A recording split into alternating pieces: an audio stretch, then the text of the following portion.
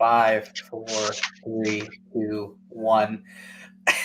Fuck you. Hey everyone, and welcome to another episode of the Movie Crusaders.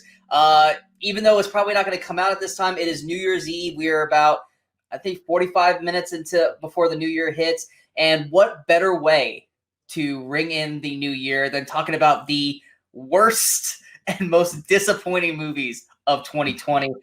With me, as always, now my fellow movie crusader, Brian Michaels. Brian, how are you doing tonight? And Happy New Year. Happy New Year to you, and no better way to end the shittiest year than with the shittiest movies of said year.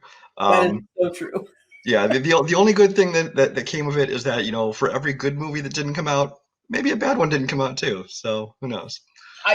When you think of, and that was the funny thing about this year is, like, there are movies where it's like, oh, we missed this movie, and there's like, oh, this we got pushed back. We're like, I'm okay with that. That was a good thing. Yeah. Or the opposite happened. It was like, well, we're just gonna release it anyway. It's like, which there are movies like that, and they're on the list tonight. There are.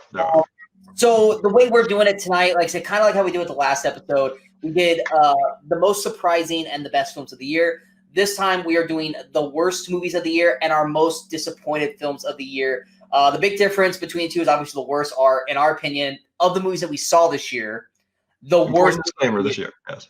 Yeah, because I am sure there are way worse movies than what we have on our list. But Brian and I kind of have taste. If it looks bad, I said kinda. If it looks atrocious, we aren't gonna make ourselves watch it. But there are some movies that we ended up watching and we're just like, oh my god, that was awful, and that's why they're on the list. Whereas the most disappointed are movies that we didn't necessarily hate, but we just expected more from. Like my personal disappointed list, I, for the most part, enjoyed all of them, but they just did not hit the expectations or what I wanted out of the film. Brian, I think yours is mostly like that, or it's similar. There's really on my worst list, there's only a few movies that I really, really hated. But because just there wasn't a whole lot of movies to pick from this year. And then disappointed is kind of the same way. I don't know. I mean, I have to think about it more when I get to them, but I don't think there's anything that I thought was truly awful so much as, like you said, it was just a matter of compared to your expectations. Yeah, I mean, with the worst, I watched way too many movies that didn't deserve to be watched. Like I said, because it was 2020. You watched what you could. Exactly. I watched what I could, and there were so many movies that was like, if it was a normal year, I probably never would have watched these movies. I probably would have never watched Money Plane. I probably never would have watched Forces of Nature, the Mel Gibson movie, which frankly is atrocious, but I left it off this worst list because it probably would have been a VOD film. I probably would never have watched Hubie Halloween because I refuse to watch any of the Netflix Adam Sandler movies because they're all bad and it's low-hanging fruit, which is why I removed Hubie Halloween from this list, even though it deserves to be talked about how crappy it is. And the people who were like, it was good. Really? Like, come on, give me a break. Feel free to comment and get flamed by everyone else. So. I don't care. If you guys thought Hubie Halloween was good compared to Adam Sandler's, like, classic comedies, then you guys are just so used to disappointment that you were just like, it's okay, Adam. You had an okay. No, it was shit. It sucked majorly. But I said I want to talk about Hubie Halloween. There it is. We're gonna move on from Hubie Halloween.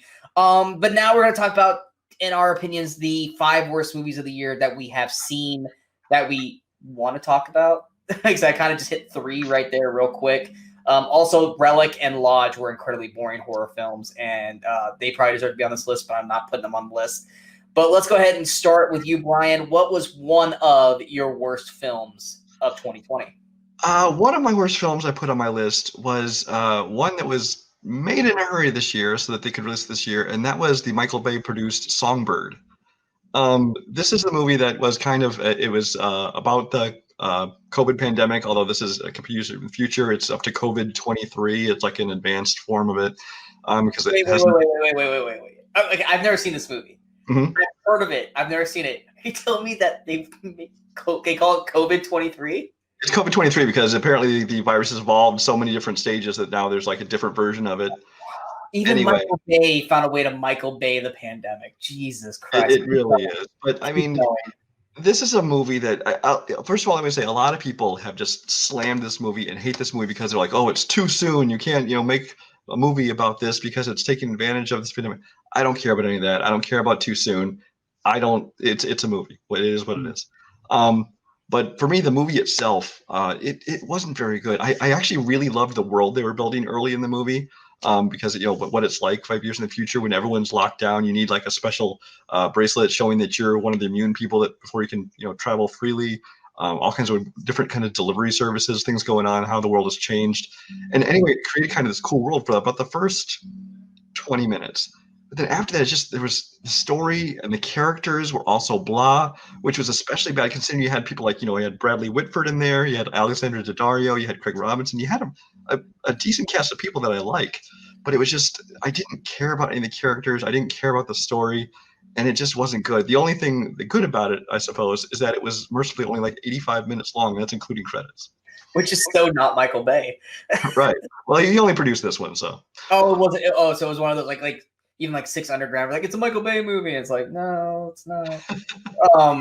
Yeah, I mean, even in your description right there, nothing is worse than a movie that has a really really good cast with nothing to do in the film, and like I said, your name in the cast, like I like them, I like them, I like them, and I was like, but it's on the worst list, which means that they had to have messed up huge, which. Like I said, I've also heard nothing but bad things about this movie, which is why I steered clear from it. I mean, it's not the worst film of the year. It's my number 5 pick. And again, on a normal year, if more bad movies come out, it might not even made this list. But it was bad enough to make it this year. Gotcha. My number 5. Honestly, the other movies I had just mentioned before this, they're worse than this movie. This movie, it's just I've never shook my head and just utter like stupidity in watching a movie in such a long time. So that's why I made myself put it on the list here. And that is the first movie out of the quarantine theater pandemic. And that is the road rage Russell Crowe thriller Unhinged. Now, I'm going to get this out of the way. I actually like Russell Crowe's performance in this. He's unhinged and he's crazy in this movie, and it was enjoyable to watch him in it. But this movie literally shouldn't have been called Unhinged. This movie should have been called How Many Stupid Things Can People Do in This Movie and Not Learn Their Lesson? Because just when you thought, oh, they can't get any more dumber. Okay, hold my beer. I'm going to do it again. And now you go, okay, they can't go any dumber.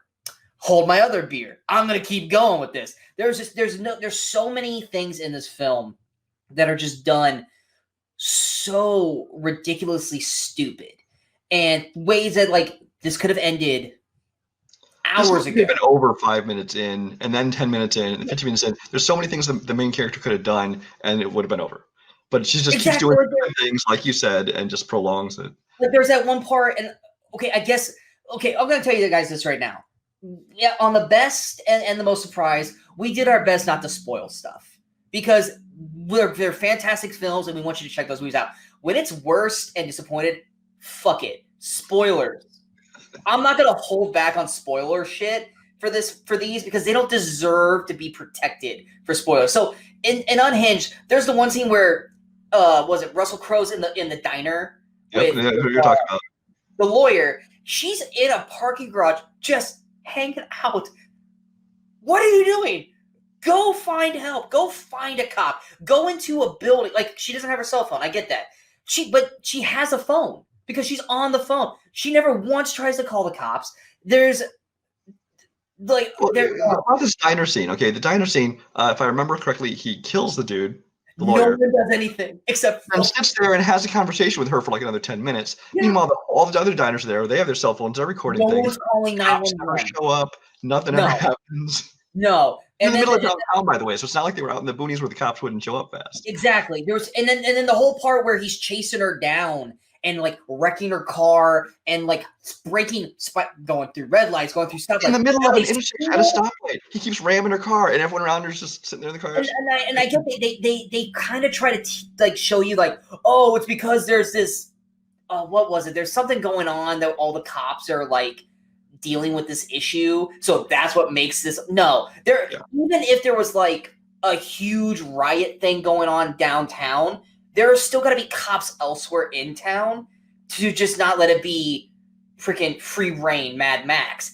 Like, I'm sorry, if you see a car chasing another car down a busy street, hitting all these other cars, I'm sorry, a random cop or a sheriff or somebody has got to show up. And then when you do finally get a cop to show up, you get the most idiotic cop there is. And then the whole third act, where she tries to outsmart him and out-trick him, it gets to be clever, but then she just is stupid. And then the kid is clever throughout the whole movie. And then it's like, oh, we need the kid to pretend to be stupid now, so there can be an intense ending to this film. It's just, the whole time watching this movie, I'm just like, do you want No, I'm going to say I did not hate this movie near as much as you. I totally understand. I didn't necessarily hate it. Like, well, let me rephrase that. I understand it making your list. I understand it making your list. It did not make mine simply because I looked at this movie, and it's one of those things. In any other year, this would have gone straight to video or VOD. It would have been a forgettable thing that maybe you rent sometime. You see with, like, these movies that with a big star who's stars in these little VOD movies as a paycheck. And I wouldn't have judged it against anything else. But when you put it in theaters, like the big return to theaters, then it's like more of it, and it's not. It was the first movie. They wanted to make sure they were the first film you see, because Tenet kept getting pushed back. Well, Unhinged is going to be the first thing you go see. And I fell into that trap. I was like, well, I want to go see a movie. I'm going to go see this film. And I was just like, oh my God, this is not good. And it wasn't the worst, but just the stupidity that they just kept building upon. I just kept getting more and more annoyed. And this film, it was like, going into it, I was like, this is going to be like a movie that I actually really, really enjoy, Phone Booth, which I thought was done brilliantly with Colin Farrell, Kiefer Sutherland. If you've never seen Phone Booth, freaking see that. That movie's fantastic. So I was thinking, this is like a Phone Booth kind of thing. She pisses off the wrong person, which in Phone Booth, he was just wrong place, wrong time. But and she's got to deal with it. Or like Changing Lanes was kind of the same way. But you can't make the character be smart but then stupid. And not to mention the car ride before everything happened. It's like 15, 20-minute phone conversation between her and her son that had nothing to do with anything. And I was just like, oh my God, you could have cut this in half. Right. Anyway, Unhinged, not a good movie. If you want to see Russell Crowe be batshit crazy, then I recommend it, because I enjoyed watching him in this. It was everyone else. He seemed like the smartest idiot in a world full of dumbasses, who just had enough, which hence why he did what he did. But yeah, it's that movie. Nothing frustrates me more than just stupid characters in a non-stupid world. Like, it's not like Idiocracy where everyone's an idiot and it's just the way it is. But it's like, you're supposed to be smart and everyone's just fucking stupid. And that's why it's on the list. Brian, what is your next film? My next film was a film called The Empty Man. The Empty Man was a movie that was marketed as like another PG-13 teen, jump scare horror movie. This movie was not that. There are parts of this movie that had that in it, but it seemed like a complete separate movie from the rest of the movie, which is like a thriller about like a cult. And it's this movie had an identity crisis. First of all, it was also a little too slow and way too long. This movie clocked in, as opposed to Songbird at 85 minutes, this movie was 137 minutes long, and it could have been easily 90-minute movie. The one good thing about James Badge Dale is in this, and if you don't know who he is, he's been in all kinds of movies. You might know him best from Iron Man 3. He was on season of 24. Anyway, James Badge Dale. Yeah. Chase. He was Chase. He was Chase, yeah. Yeah, I like that actor. He makes any movie he's in better. So that's the one reason I went and saw this movie. I had high expectations for it based on him being in it. I'm like, this could be good. But it's not. It's just slow. It's boring. It had just enough good atmosphere, though. So one thing I liked about it was the atmosphere, and I stuck with it thinking, well, maybe it's at least going to lead to something. But in the end, it just led to like the shittiest ending, which actually made me mad that I wasted 2 hours and 15 minutes of my life watching this movie. And it just, in the end, I was just so mad and hated this movie because of that. This is where I'm going to give you shit. You spent an hour and 37 minutes watching this shitty movie. No, 137 minutes. 2 hours and 17 minutes. Okay, so 2 hours and 17 minutes. But you won't watch The Five Bloods. That's like 20 minutes longer. And it's one of the best films of the year. Well, well, first of all, I was in a theater seeing this, so there I'm going to watch a whole movie. Herodians! And it Herodians was don't perfect. count. And Da 5 Bloods, I'm not a Spike Lee guy. I know he's got a lot of fans, and some of his movies are okay, but I'm not a Spike Lee guy, not my kind of thing. And I will watch that eventually, but anyway. I mean, Moving on. oh wait, didn't you see Cats in theaters? See what in theaters? Cats. No, I did not. Okay, so we were both smart enough not to do that. Yeah. I would have. I watched it, not in the theater, and I'm glad because we both watched it, but we at least didn't pay to watch it like in a theater. Which honestly, if it was a sold out theater, I actually probably kind of would have wanted to see what that would have been like. But not enough to pay like $10, $15 to do that. Right. Anything else on Empty Man? No, that's really all there is to it. It's just a movie that it went nowhere. It was like two different movies mashed together. It was mismarketed, and it was just in the end, it was just horrible. So anyway, don't bother seeing it. But do you see anything else James Badge Dale does because he's good. Yeah, he's a solid actor that doesn't get enough credit for the stuff he's in, and frankly, he to me was the best villain in Iron Man 3. I'm not counting the Mandarin because he technically wasn't a villain in the movie. But my next one. A lot of people like this movie. I think you actually liked the movie. I didn't get it. I didn't like it. I thought it was stupid as hell. And that is the Manhunt film that's political, The Hunt. Oh my God, I hate this movie. I hate this movie so much. It was my lowest rated film for so long and going into this year. Oh God, I hate this movie so much. Any character in the beginning that had any relevance of being interesting, they kill off in like 2 seconds. And then it's just like, okay, the next least interesting character. All right, you're building something, dead. Now the next least interesting character, dead. To the point that you get left with Betty Gilpin, who I love. I love her on Glow. She's fantastic. But she's doing some weird facial expressions in this film, like kind of thing. And I was like, what are you do this weird redneck thing in a voice, and it's like, oh. Like, what are you trying to do in this? And I love how they try to keep hiding Hilary Swank because they don't want to unveil that she's like the person behind everything till the end. It's like she's been in the trailers. Exactly, she's in the fucking trailers, guys. Like, you don't have to hide her. This is like a Terminator Genesis situation. It's like it's not a twist if you show it in the trailer, guys. And it's just like the whole beginning, like there's no, it just things just start happening, which some people like that. And I'm usually prone to let's just jump into the action and get going. Mm-hmm. But you gotta have some kind of semblance of a story going on. But they don't decide to tell you the story until like an hour plus minutes into the movie of why they're doing this. So you have to go through an hour of like, I have no idea what's going on. Apparently these people are getting hunted. We don't know why they're getting hunted. We don't know where they're at, and how many people are involved or anything like this. And then an hour plus into the film, they decide to just completely stop the momentum that this film is doing to go, now let's tell you everything. First off, why? Why would you do that? Because you just, any momentum that you had going, you just killed. And the story you're telling isn't even that good. And then the only thing I liked, and I think this is the part that you didn't like the one part I actually liked was the part that you didn't like, which was the final battle between Gilpin and Swank, because it just looked like they were actually finally doing something in the movie. But even then, it's so over the top, and then it just ends. And it just this movie to me is, like I said, it's got a positive rating on Rotten Tomatoes. A lot of people are like, The Hunt was great. I was like, it's a mess. Everyone in it that remotely could act is either really bad in it or they die too quickly. Hilary Swank is sleepwalking through this, which I know you're not a fan of Hilary Swank. And one actress who's really, really good and everything else, which is Betty Gilpin, is horrible in this movie. Every time I was watching, I was like, she's making me dislike her, and I like her in a lot of things, but this performance is knocking her down like 4 pegs in my like respect and appreciation for her as an actress.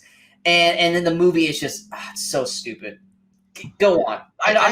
You're gonna try to defend it, and I get it, Well, God, I wouldn't even say I defend it because this is a movie that I did not dislike as much as you. I did not hate this movie. Did not love this movie. This is very much a middle of the road. It's a 3 out of 5 on my scale. If that, it's probably like a little bit lower than that. But I actually like the way it started out because I like those movies that kind of throw you into the action, especially when the whole point of it is the characters don't know what's going on either. They wake up like that, and so they're like, "Whoa, what's going on?" So I totally understood that opening. I got that. But like you said, it has to go somewhere and let you know what's going on with the story, and it doesn't do that until it decides to screech to a halt for plot exposition. A la Da yeah. Vinci Code, when you have Ian McKellen suddenly explain the entire movie. But because when it was doing the hunt, that kind of thing, I still enjoyed it. But like you said, they're killing off the interesting characters. They're leaving Betty Gilpin, who was just annoying with this weird redneck thing she was doing. And then she became fucking Rambo. Yeah, Like through it. and then the final battle. I didn't like. First of all, I don't like Hilary Swank. I don't like her in anything she does that I can think of. I'm fine with her, but yeah, you. But and especially in this, you don't like Hilary Swank. But when you're centering the ending around her, and also that whole ending, it had nothing to do with the hunt. It was just this one-on-one fight, and it's like, okay, now you've just taken this part that has an actress I don't like. It doesn't even have to do with the main story, really. You've kind of taken it off in different directions. Like, I don't care.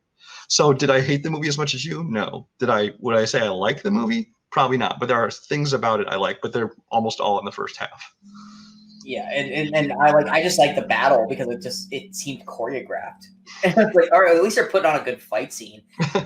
You're right. At that point, it was like she was like raising the white flag. Like, okay, you've killed all my friends. Come in.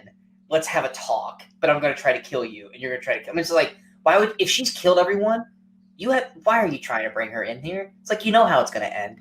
Anyway, I hated that movie so much. It was my first real stinker of the year. And I had so many people going, it was really good. I felt like I was on an island by myself when it came to talking about this movie because all of our friends were like, it was solid. And like, apparently you guys watched a different movie than me because I despise this film.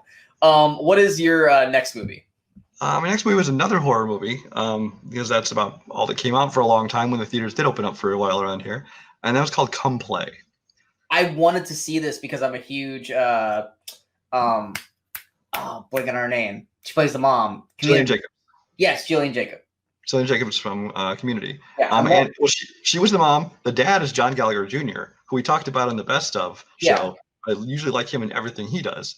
And the trailers actually looked like this could be a good, scary, creepy movie. An autistic kid who he plays with, like tablet kind of thing. Yeah, well, basically it's this creature, spirit, whatever you want to call it, this entity is trying to come into the real world or trying to get a hold of the kid basically through any devices. So you can go through TVs, you can come through cell phones, tablets, things like that. And I'm not even sure it's ever fully explained. And even if it is, here's my problem with putting this one on my list is this movie.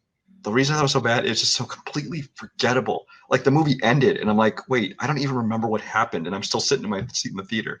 It was just underwhelming. It wasn't really scary at all. Like the few scary bits were all in the trailers, which they often do with horror movies these days. Or at least the bad ones, anyway. And again, it was another one of those movies where the characters are all just doing stupid things, and there's so many ways that the whole thing could have ended so much earlier. And so it's just the fact that it was just so completely forgettable. And again, in a regular year, this probably would not have made the worst of list, but this year it did. Now, let me ask you this, because like I said, I wanted to see it and I didn't. And then I just saw, like, you were just like, this is one of the worst films. I'm like, okay, I guess I'm not watching this movie. Is it like The Babadook, but with technology? You know what? I barely remember The Babadook. Here's the problem. And here's me saying this. I don't like The Babadook. I do not like The Babadook either. We just lost more viewers. I don't care. We don't care. But I am not a fan of The Babadook, but I get why some people do like it. I think from what I remember, I would kind of compare it in some of the tone and the atmosphere it builds to it. The plot itself, obviously is not really the same as The Babadook, but it does add in technology, things like that. But I mean, again, do I think this is an awful, awful movie? No, but this year of the movies I saw, it made my list. It's a forgettable movie, basically. Completely. All right. Now, here's where we are going to lose our viewers, because this movie is probably on a lot of best people's lists, and I despise this. Like, I think I remember I was messaging you as I was watching this, and I was just increasingly getting more and more annoyed with this. And I don't even think you, if I remember you watching this because you didn't want to put yourself through it. And that is, I'm gonna point out the director on this one, which I rarely ever do. Charlie Kaufman's "I'm Thinking of Ending Things." Yeah, I did not see this one. I actually, I even know very little about it, to be honest with you. I was so excited to see this because the trailer really kind of the trailer itself. First off, you got Jesse Plemons, who I love. You got Toni Collette, who I love. Hashtag Oscar for Tony, who she got for Hereditary. I know you don't like Hereditary. Get your camera back on. I know you don't like Hereditary. I loved Hereditary. David Thewlis. Or did I say that right? Thewlis. I also love that actor. And Jessie Buckley, I haven't seen enough about her to really know where she's good. But I heard good things about, what was it, Wild Rose last year? Mm-hmm. Yeah, so cast-wise, it looks great. And Charlie Kaufman, Eternal Sunshine of the Spotless Mind, being John Malkovich. It's, crazy, outlandish thinking kind of stuff. And it's all about this girl who's thinking of breaking up with her boyfriend, but they're driving to meet his parents, and their parents seem a little off. So to me, I was thinking like it's maybe kind of a horror aspect because everyone was focusing on Toni Collette's performance in this. Like, this is the movie that's going to get her recognized that she didn't get with Hereditary. So maybe it's because my mind was going towards a horror type of film that when it didn't get that, I just started to just dislike it more and more. But this is basically a movie that just spins its wheels because it's almost like they're in like let's put it this way. It's hard to even explain what's going on in this film. And a lot of people will go, well, because you can't explain it, that means you didn't understand it, which is that's why you didn't like it. Let's put it this way, if you can't understand the film and your whole argument of, well, you didn't understand it, that's why you didn't like it, if that's your basis of your argument, that is not a good argument. If you can't understand the movie and that doesn't mean, oh, you're dumb, that's why you didn't understand it. No, it's bad writing at that point. It's Sunshine of the Spotless Mind. Yes, it's all over the place kind of movie, but you understand the tone, you understand the story, and all this stuff. This movie makes no sense. It makes I see a trend here with Charlie Kaufman. I find him very hit and miss for me. And then I realize what the trend is when he writes something and someone else directs it. Eternal Sunshine, Confession of a Dangerous Mind, Being John Malkovich, adaptation. I really enjoy him. I like his kind of weird offbeat style and things like that. But when there's the ones that he directs as well are often the ones that are really weird. Now, I don't know if it's his choice, he wants to direct the really weird ones, or if it's the studios or whoever going, yeah, we're not going to do that, so you can just do that yourself. I don't know.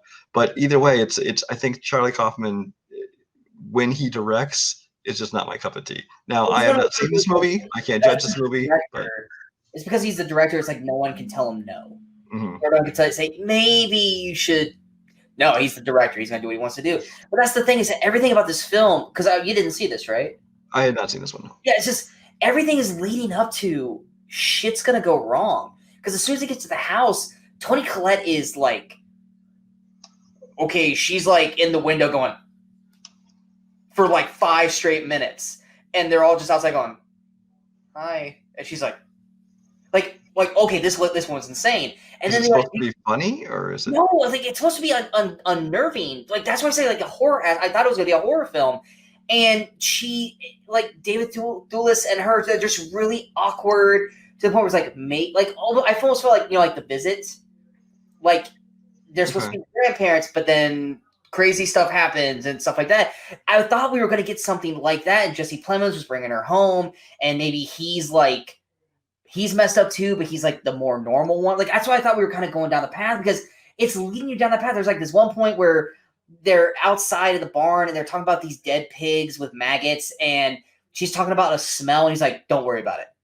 Just let's move on." And he gets aggressive and angry out of nowhere, and it's like, okay, stuff's gonna start happening, and then it just starts going in like every 5 minutes, like the whole story flips and changes. And at one point, there's like an animated pig, and then there's like another point where they walk into like a school, and there's like ballerina dancing going on, and then it's at certain points people get very, very old, and then they're young again. They're old. It gave me a headache trying to understand what the hell was going on. And I understand a lot of weird movies. This movie was, and like I said, and it's nothing wrong with any of the performances. And I said this in my review. Clemens is great. Buckley's great.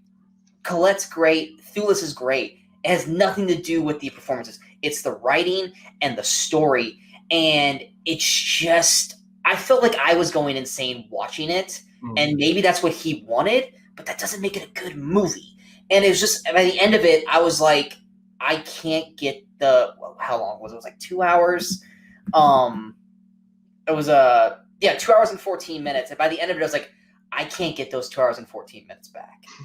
Like, I hate that I wasted 2 hours and 14 minutes of my time on this movie. And I get, some people are like, well, that's just not your kind of movie. I can't believe you hate that movie. You know what? It didn't work for me. And I despised that movie. And I'm sure, like I said, I've seen it. It's on a lot of best people's lists. Good for you. If you enjoyed it. This is your worst list, though. Yeah, it's my list. It's not everyone else's list. Good for you if you liked it. It was not my cup of tea. Brian, what's your next one? Next worst film, my number 2 worst film of the year, of the films I actually saw, was a film called The Rhythm Section. This one came out fairly early in the year. It stars Blake Lively. Now, if you saw trailers for it, you saw that it was going to be this girl who basically becomes like a super spy assassin kind of thing, kind of like Salt or La Femme Nikita, Red Sparrow, some of those kind of things. Blonde. This movie is not that at all. I mean, my friend and I kept turning to each other during the movie going, is this the same movie that we watched the trailer for? Because this movie, there's maybe 2 scenes of a very limited action in it. Otherwise, it's just this very slow slog of a drama. And it's completely boring. And yeah, Blake Lively, who's I actually like in almost everything she does, and she's in almost every scene in this movie. You got Jude Law in a supporting role. Sterling K. Brown is in there. So once again, you have just wasted talent in a movie that's just so completely boring. And I know that this is like the first, I believe it's like a series of books featuring this character. They're never going to make more movies because this one flopped, and there's a reason. Because not only was it boring, but they did what they always do, which is they completely try to market it differently. So the people who would have liked this kind of movie didn't go see it, thinking it was like an action movie, and the people that went and saw it based on the trailer hated it because it's not what they were told it was. But it was just not good. Yeah, it's funny because I think like almost all your worsts are movies I didn't see, and most of yours were too. Yeah. It's like you're describing. It's like I would love to have input, but I can't. I don't have anything to say about it. Going into my next one, this is on a lot of people's worst list because it's bad. And I was so excited for this trailer. I saw the trailer for this film, and I was like, this looks really good.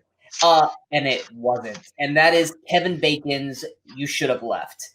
I saw the trailer, and it looked kind of like Kevin Bacon meets Amityville kind of thing. Like they move into this new house. It's like and the house shifts and kind of does its own thing, and he starts to kind of fall into insanity. Like his character was accused of murdering his previous wife. He was found not guilty, but there's still that kind of did he do it, did he not do it kind of thing. And then he's now married to a young actress played by Amanda Seyfried. And they all move up. They go to this like she's shooting a film or something overseas, and they're staying in this house during the shooting, and the house is just really weird, and like it feels like they lose time in it, and the trailer itself makes it look super intriguing, really creepy, and you get into the movie and it's just boring. I'm seeing a trend on our list. Yeah, it's boring, and it's like the house itself, you're expecting like some big reveal kind of thing, and by the time you actually get what the house is, it's too late in the movie to really care, and it's not well thought out, it's not well planned, because you went so far into Kevin Bacon's losing his mind because he's seeing himself or he's seeing things out of order, and it's and spoiler, it's not that he is, it's that he's coming in different times. The time it's like a time vortex in the house. So like he's writes in his journal, this notebook, and he sees a message in there, and he's who wrote my notebook. And then later in the movie, he writes that note, but yet he doesn't remember that he wrote the note. Like, it's something that and like at one point, like his daughter or Amanda Seyfried's daughter goes into a room and she disappears and they can't find her. And then she just randomly shows back up scared. They throw another subplot in there with Amanda Seyfried's character that felt unnecessary and unneeded. There's another situation where they try to leave the house and the house won't let them leave, but they let Amanda Seyfried leave. And then in the situation, she's her character's also kind of in the wrong, just like Kevin Bacon's is, but she kind of just gets away scot-free from it. And Kevin Bacon's is the character that has to kind of pay because of other stuff. But as we're watching the film, it's Amanda Seyfried's character that's kind of the bad character in a sense. But when they do the whole twist at the end, it's just it's mind-numbingly bland and dull. Like you said in Come Play, all these scary good moments are in the trailer, and when they do try to finally make it exciting, it's way too late in the film. You're already going against the movie. That it's just you're not going to be able to turn the tables around on this, and that's why it's on a lot of people's worst list of movies, which sucks. I really like Kevin Bacon.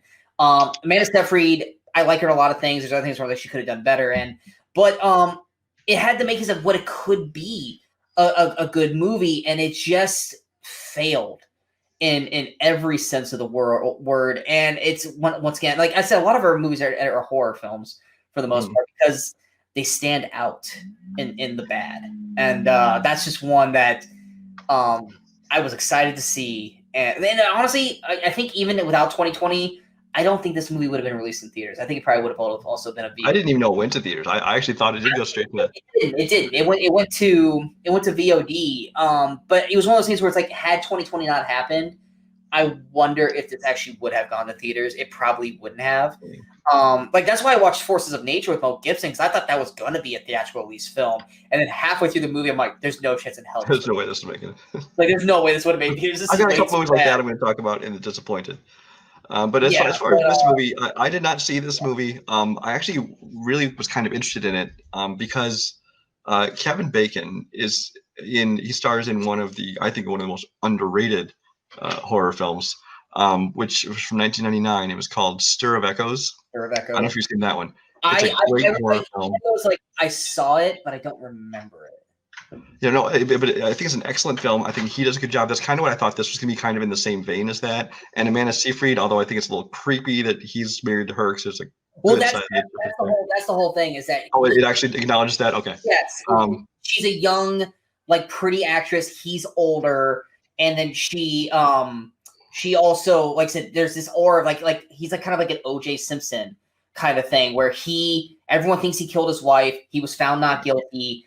And everyone's worried about her. So they do play on that in the film. But based on the two of them and the fact that Kevin Bacon had done Stir of Echoes, so I thought it'd kind of be the same vein as that. I was interested in seeing this movie, and then it came out and I heard nothing but bad reviews for it. So I was like, you know what? Maybe I'll catch it someday, but I'm in no rush to see it. And so I never actually got a chance to see this one. And now I know it's probably not worth bothering. Yeah, it's really not. And it's just sad because, like I said, Kevin Bacon does great things. Stir of Echoes, Death Sentence. I think he did the whole Death Sentence. I think he did the whole revenge thriller thing before Liam Neeson's Taken did it. Yeah. I think his also seemed like more of an everyman as opposed to like some dude who has the skills and the tools and the weapons. You know? Exactly. That's just more. He's just a father who's angry. He's not like I've got these skills. It's like, no, he's just a dad who wants revenge on his son. Like, if you guys haven't seen Death Sentence or Stir of Echoes, go see those, because that's Kevin Bacon, phenomenal in it. Yeah, You Should Have Left just did not work, and it was a bummer for me to watch that movie. But yeah. All right, so Brian, what is your worst movie of 2020? My worst movie of 2020 is the first movie I saw in a theater in 2020, and that was the comedy Like a Boss. Oh. Um, Even I knew better not to see that. so I don't like Tiffany Haddish. No, I really actively dislike Tiffany Haddish. I don't even understand what people liked about her and things like Girls Trip, things like that. Not my kind of thing. I find her obnoxious. This is why you and I are doing a show together, because we actively think a lot about this. Yeah. I'm I've, not a fan of her as I well. have since seen her be tolerable in one or two things, but it's usually when she's like not the main lead in the movie and she's got a smaller role. But I don't like her. So when I heard about this movie, I'm like, I'm not going to want to see this movie. But the thing is, it has Rose Byrne in it, it had Salma Hayek in it, So once again, you got like other people who I really usually like. So I'm like, you know what, I'll give it a chance. And then I saw actually not so much the first trailer, but I remember the second trailer I saw for it. Actually, I'm like, this might actually be funny. Maybe they reined her in, maybe got Rose Byrne kind of balance her out, that kind of thing. But I went and saw it, and no, um, they didn't balance anything out because the movie was just, even besides Tiffany Haddish, like every joke in the movie seemed to fall flat. It just wasn't funny. It tries to get too dramatic and serious in moments that just don't work. It's one of those movies also where you can tell there's scenes where they like to kind of let people improv, and there are people that can do that, and there are people that can't. And in this movie, they should not have tried to improv because it never worked, and it always just felt like people never. It felt like something you'd see like over the end credits or something like that. People just riffing, but just overall, the movie was just every bit as bad as I expected it to be, and I normally might not even have seen this movie, but like I said, Rose Byrne brought me in to see it, and it wasn't good. It was my pick of the movies I saw, the worst movie of the year. I love Rose Byrne too, and Salma Hayek's great. So I almost fell in that trap, but I was like, nope, because I have actively tried to avoid Tiffany Haddish, because I don't find her funny. I don't think, like you said, there are moments where it's like, okay, she wasn't bad in this, or she was tolerable in this, but more times than not, like it's very, very hard to say that the worst part of Uncle Drew was Tiffany Haddish. When Uncle Drew was not good, but when the one thing you hated most about that movie was her performance in it. Was that one movie that came out this year? Was like they were kind of like doing like their version of Practical Jokers. Did it ever come out? I don't know, but I saw that trailer and it's got Tiffany Haddish. I'm like, this is clearly gonna be the worst movie of the year. I've seen the trailer for that, and I don't think it ever came out. We'll check on that later, but yeah. Yeah, but oh god, that movie looked horrible. And I was like, okay, they're doing this, and I saw Tiffany Haddish, and I'm like, now I'm 100% not interested in this. And if you guys like her, that once again, good for you guys. More power to you. Not my kind of thing. Yeah, like I said, the trailer made me think maybe there was a chance, but nope, still didn't. Yeah. So that's your worst film of the year. My worst film of the year is on a lot of people's I'd say probably number 1, number 2 range for worst movie of the year, because it's a collective. Oh my god, this is horrible. And that is Disney's Artemis Fowl. Oh my god, this movie is horrible. It is. Oh my god, you never saw it, right? You avoided it. I didn't. It was one of those movies that I was only going to watch it because my kids I think had read at least the first book in the series, and I thought they were interested in it. And again, another movie that had like some good people in the cast, so I'm like, you know what, I'll check it out. But again, once it hit, I heard nothing but horrible things. I mean, not even just like didn't like it, like horrible things about it. So I'm like, yeah, I'm not going to bother. Oh my god, this movie's so bad. Like I remember when I saw the trailer for it, I was like, this doesn't look good, but they're treating it like it's a big movie. So maybe I should give it a chance. Like, and I'll even admit this. I remember the first time I saw the trailer for Lord of the Rings, Fellowship of the Ring. I was not excited for it. I was not interested in seeing it. And then I had to watch it because I worked at the movie theater and I had to screen it for the holiday party. And Lord of the Rings became Lord of the Rings, and it was freaking amazing. So it's one of those things where it's like, okay, Disney's backing this. They got Colin Farrell, and what was it? Judi Dench? Was it Judi Dench? I believe so. Yeah. Yeah, Judi Dench.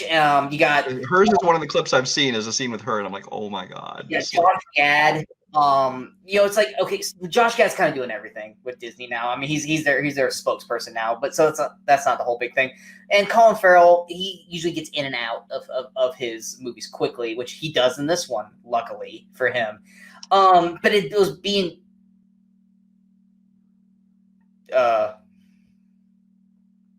Apparently, I just lost Brian. What's up, buddy? All right, so after some technical difficulties, apparently Brian's house hit Y2K, and we lost him for a second. We're a little bit of a delay here. Yeah, so because I literally was like, we'll just cut and go right where I left off, and now I'm like, I don't know where I left off. Yeah, Colin Farrell. He got out real quick in this, but like they were building this up to be a franchise, so it was one of the things where it's like, okay, I got to check out and see how good this is, and it is atrocious. It is. The acting is bad. The story is bad. The special effects is bad. Literally, Josh Gad plays what is he? I'm blanking on what he is.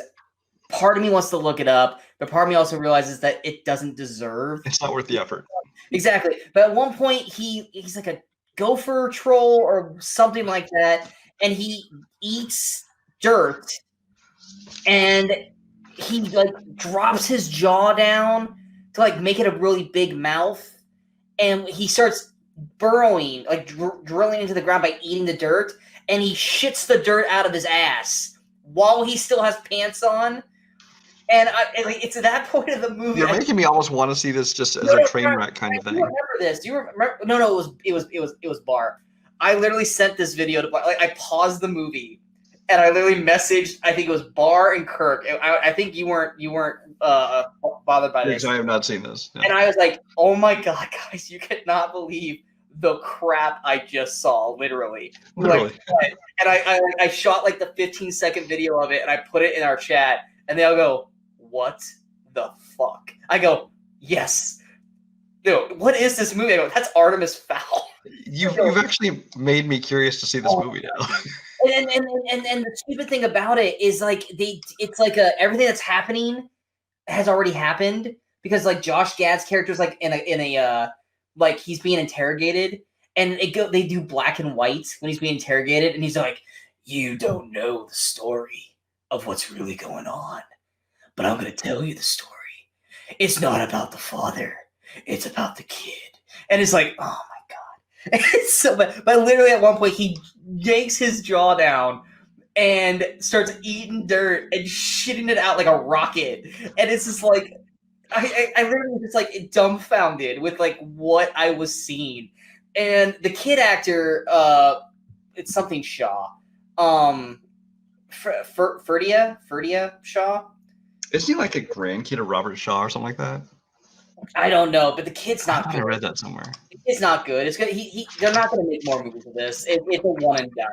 And that's one of the things I thought when they put it to Disney Plus, which not everything that goes to that, especially this year, not everything they switch to streaming. This is a staple movie for them this year.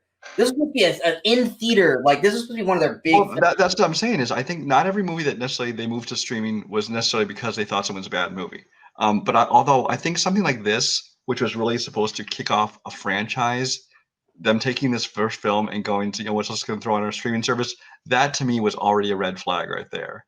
And so when I heard nothing bad things about it, I'm like, yeah, okay. Yeah, it's oh my God, it's so bad. And I think I cannot remember what the line was. I really cannot remember it. If you guys go and check my review for this, you'll remember. But there's literally one part where you can tell Judi Dench is hating her life.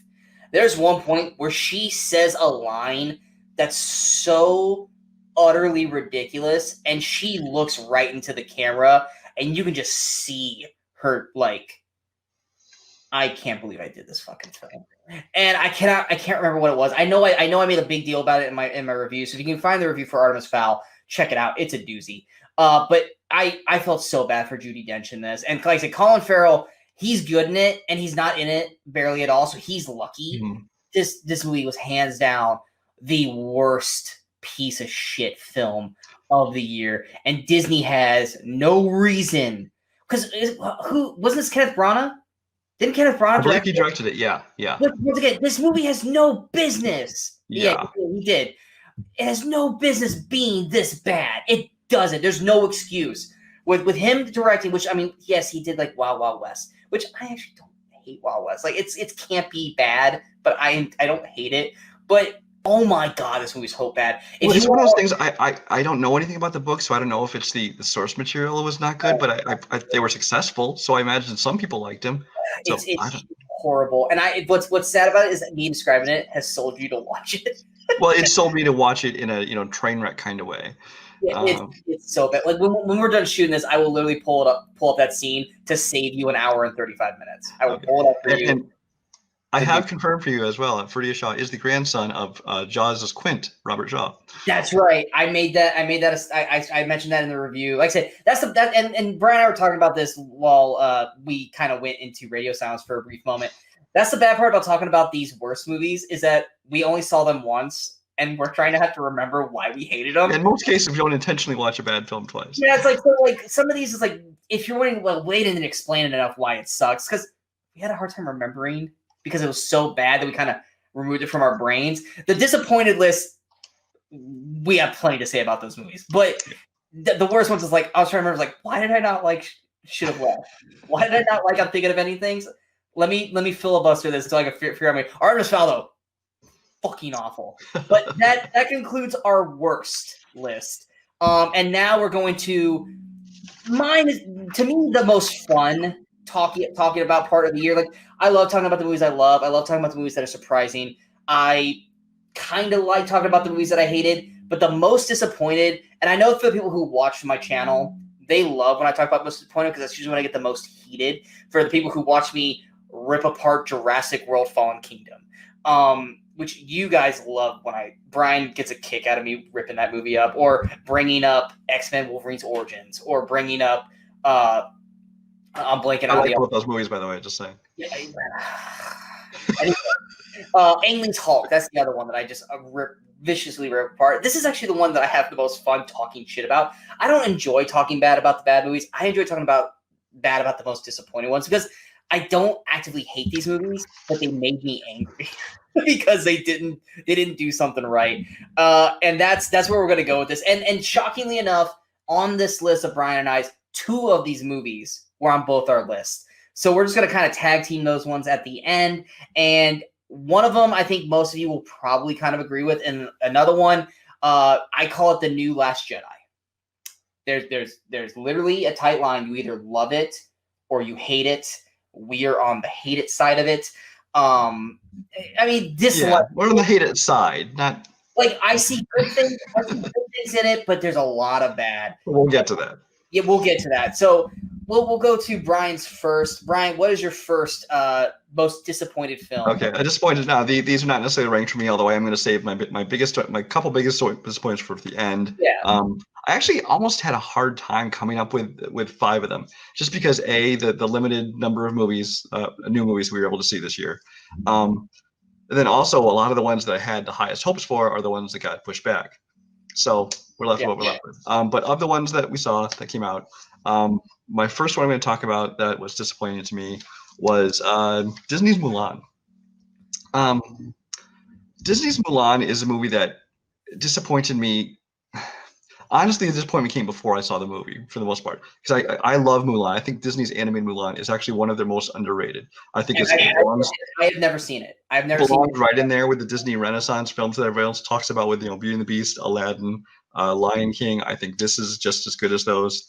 But one of the things I love about it, I love the music in it. I love the comedy in it. Of course, Eddie Murphy plays Mushu in there, and of course they're starting these live action remakes, which already I'm not a fan of Disney live action remakes.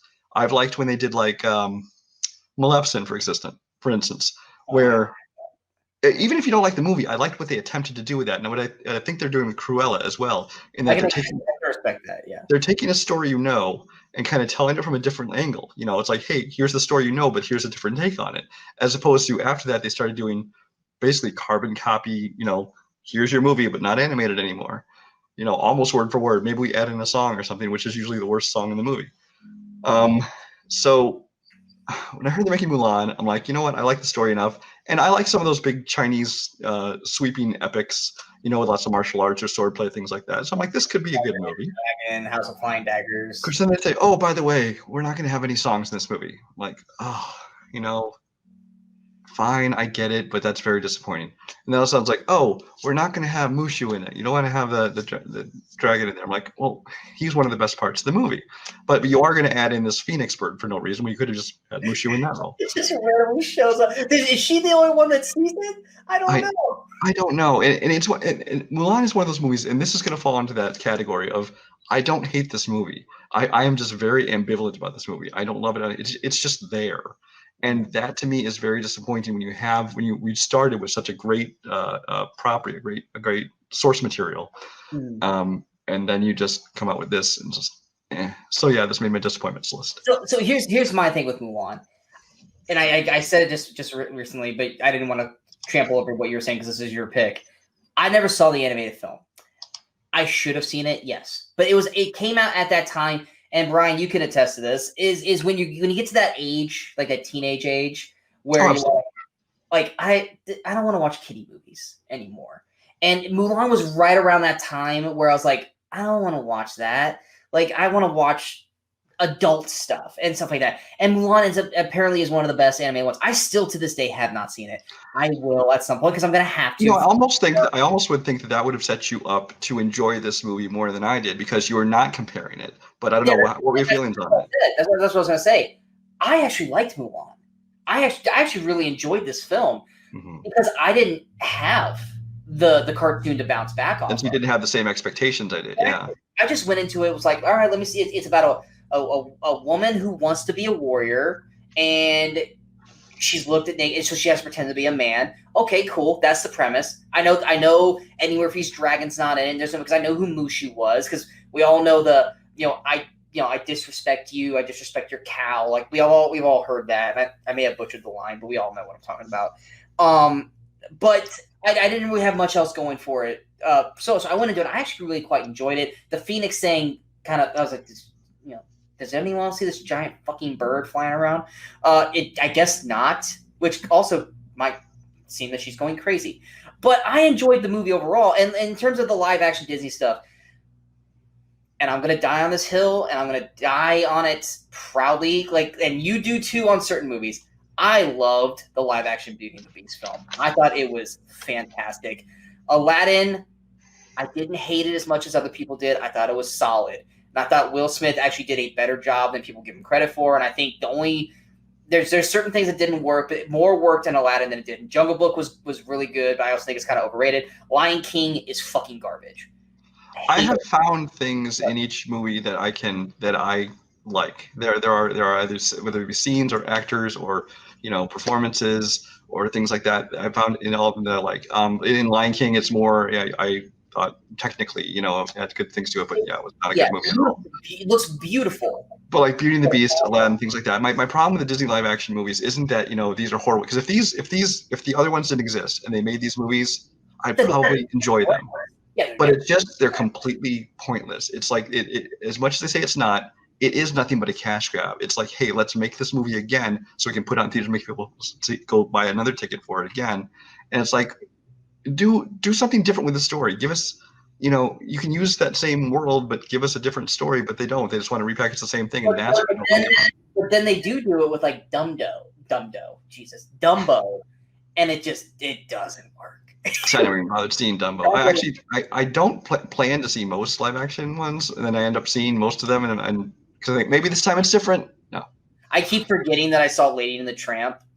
I have not watched that one either. I don't remember anything about it. I know I watched it because I rated. It's one of the few movies that I watched while I was doing the show, and I didn't do a review for it because there was just nothing for me to say about it.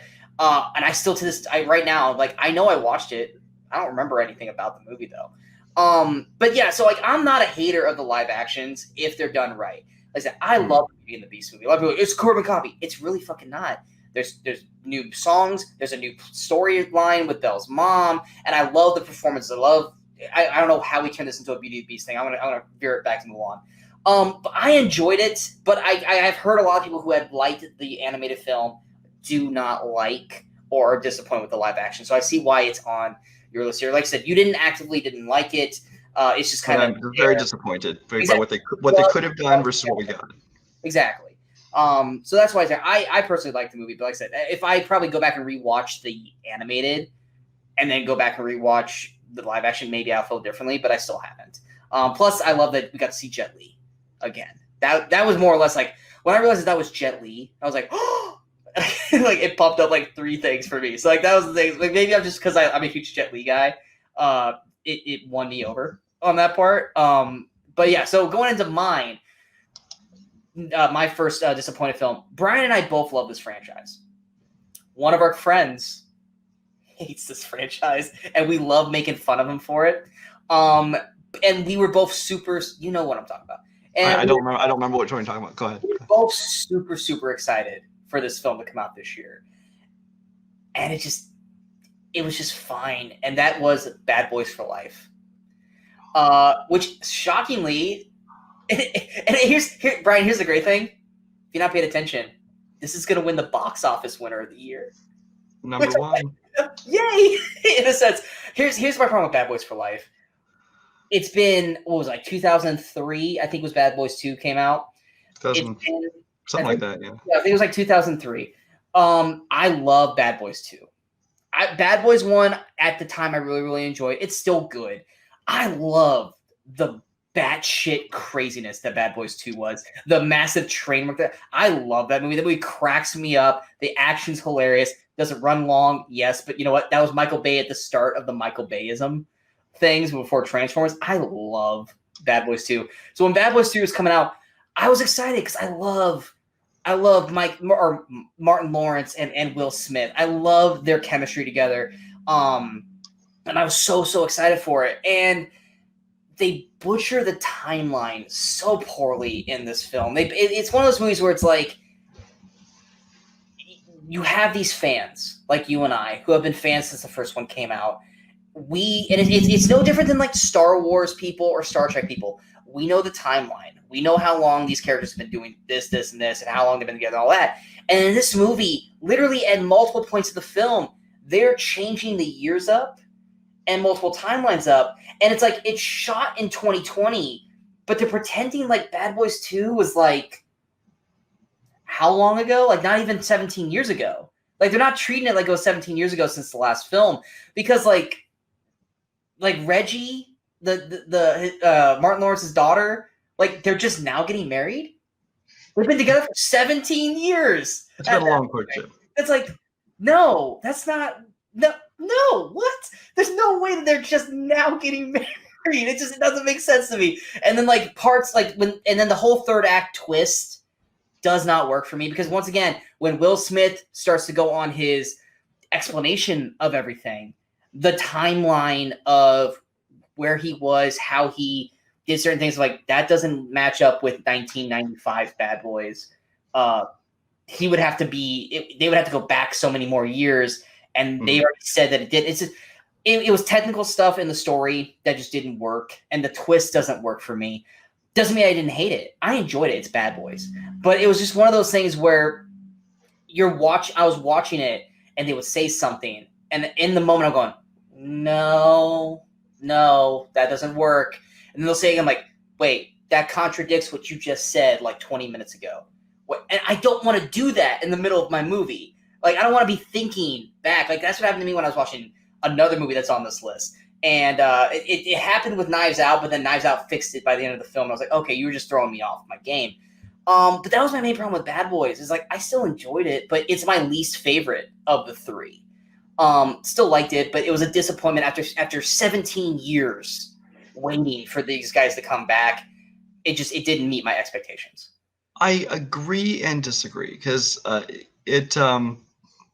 enjoyed the movie quite a bit. Still, it's still in the top tier of my movies for the year. But it is a movie that I will say I was disappointed by it, because I would have expected to be like in my top 5, because we love Bad Boys. We both had expected it to be one of our favorite films. I love Bad Boys 1 and 2. I don't care what anyone says; they are just so much fun. This one, of course, Michael Bay is not there. They had 2 other guys directing it, who actually I thought they did an excellent job of kind of keeping the Michael Bay feel to it. I thought the direction was not a problem in this movie The at all. action was great.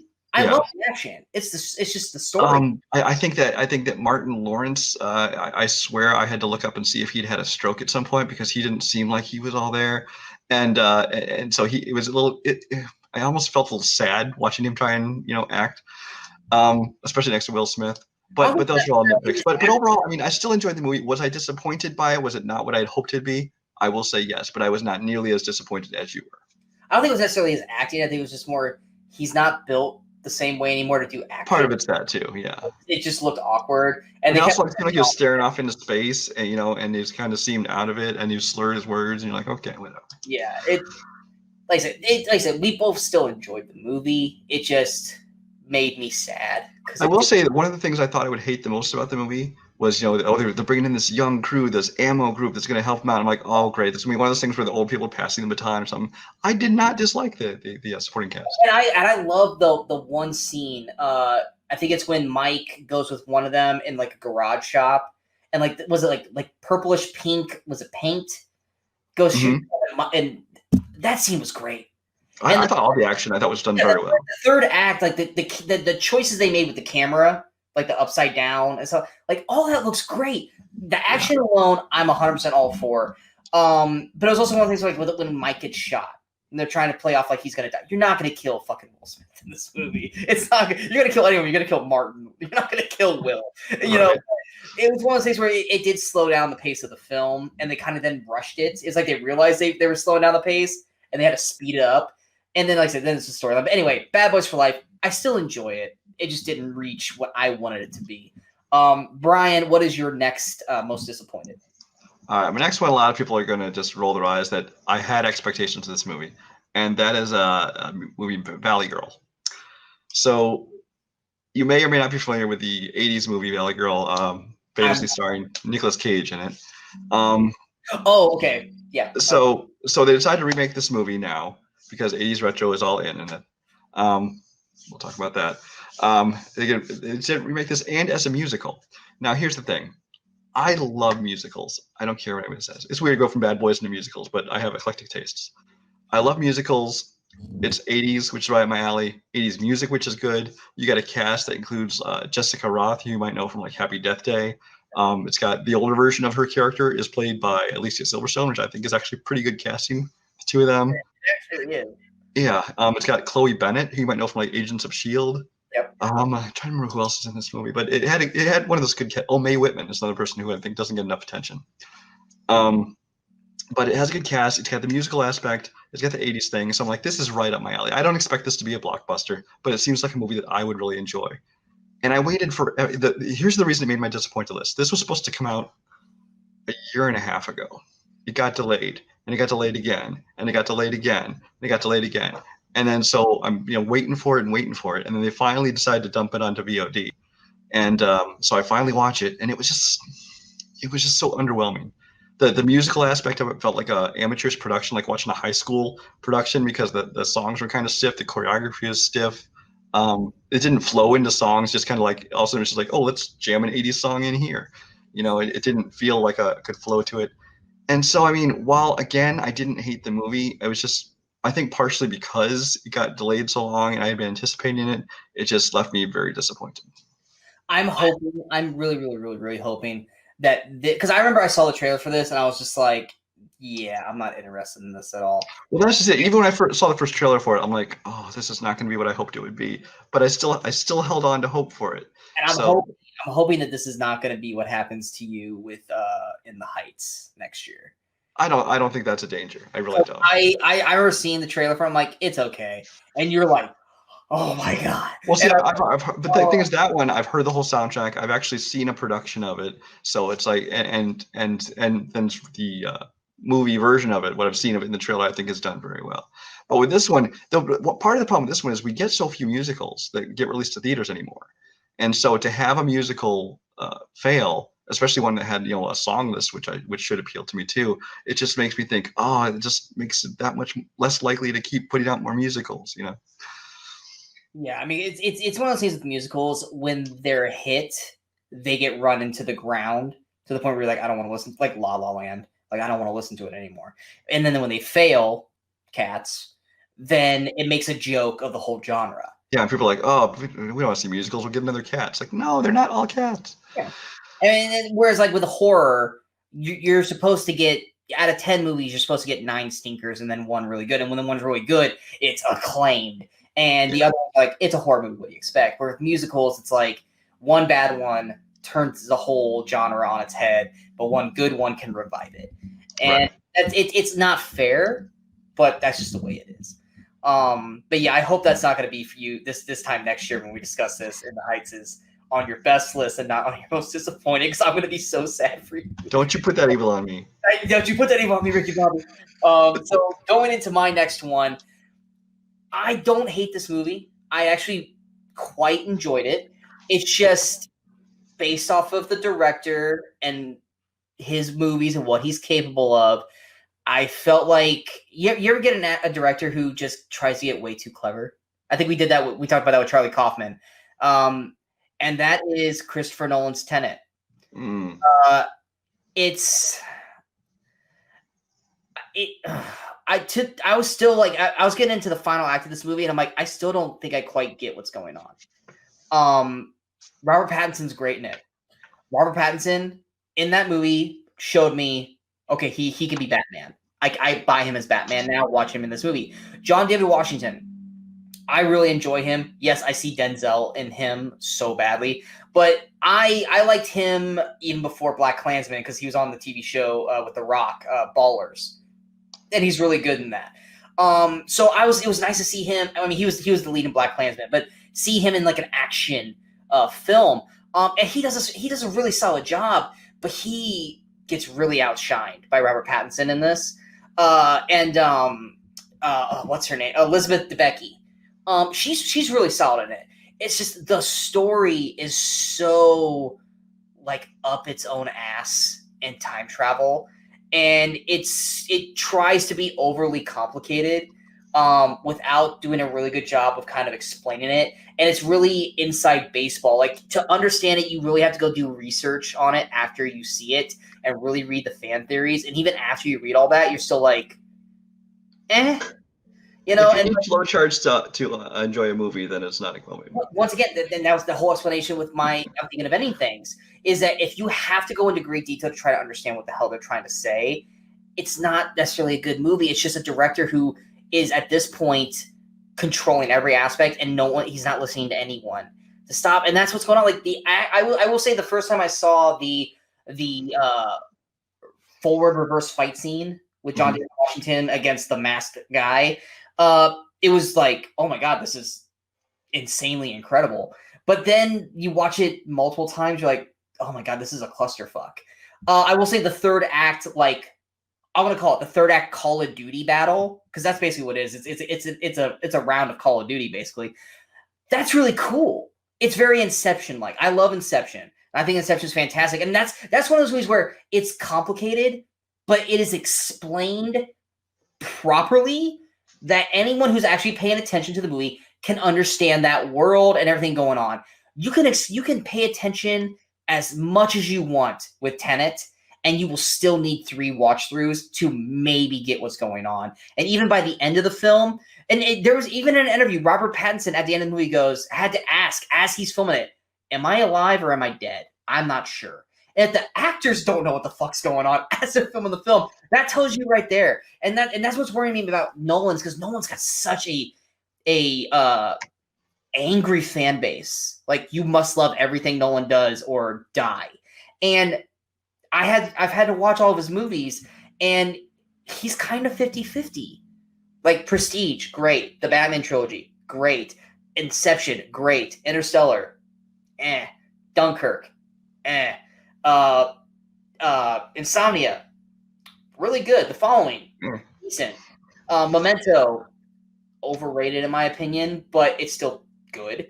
And I feel like he's starting to get on the decline a little bit.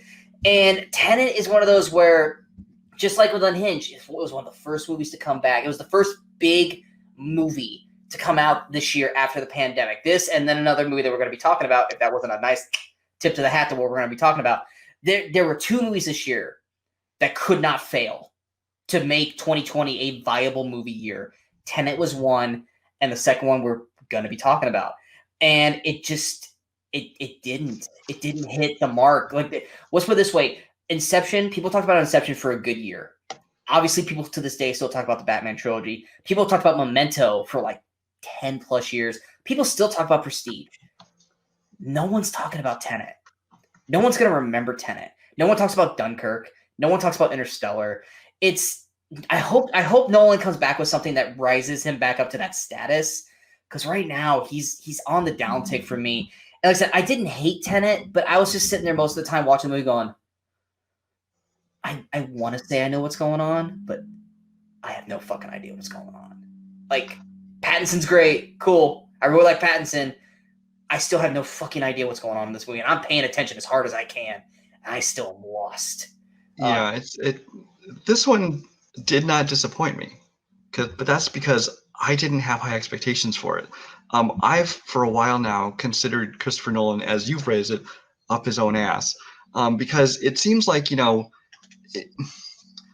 part of it is his fan base, and I try to separate like the hype or fans of a movie from or a filmmaker from the film or filmmaker themselves, because like you said, they're very rabid fan base. They're very oh, he's basically movie god, and he's really not. And the problem is, I almost think it's gone to his head, because he makes these movies. He almost seems to enjoy and revel in the idea of confusing the audience. Yeah. It's like that should not be your goal. It should not be like, ooh, how can I confuse the audience so they don't know what's going on? It's like, I get that this is supposed to be a complex story, a complex concept to understand, but when your audience can't even enjoy the movie if they're still going, I don't know what the hell is going on right now. Now, again, Nolan has his fans, and if you enjoy this movie, more power to you. But for me, I did not enjoy it that much. But again, I went in with low expectations, because most Nolan movies fall right in that area for me, where like, okay, there are things I like about it, but I don't see the appeal of worshiping Nolan. And I still gave it a pretty good review, but it's just like the further I've gotten away from it. Mine tipped just barely positive, because it's still there are things about it, but it wasn't anything great.